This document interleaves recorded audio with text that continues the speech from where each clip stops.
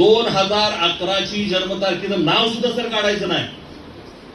मंत्र्याबरोबर चर्चा करताना 1961च्या जनगणनेप्रमाणेच वर्गीकरण झालं पाहिजे. नाहीतर मग कशाला काय रडतोय आपण?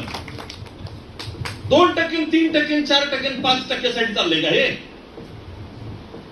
आजपर्यंत आम्हाला मिळालेलं नाही ते सगळं बेरीज करून आम्हाला पाहिजे.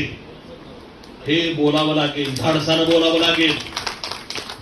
कोणतरी म्हटलं मगाशी, कोण म्हटलं आठवत नाही, सॉरी, ताकाला जाऊन मोगा. अगदी बरोबर आहे, तुम्हाला बोलावं लागेल आणि महार बांधवाला सुद्धा बसून सांगावं लागेल, तुला का नाही शिकत तू कसा काय घेतोय मागतोयस, हे बोलावं लागेल मित्रांनो. तर ठीक आहे, मी थांबवण्यापूर्वी एक गोष्ट सांगतो आणि एक वाक्य बोलतो. एका महार मोर्चामध्ये एक जण म्हटला होता,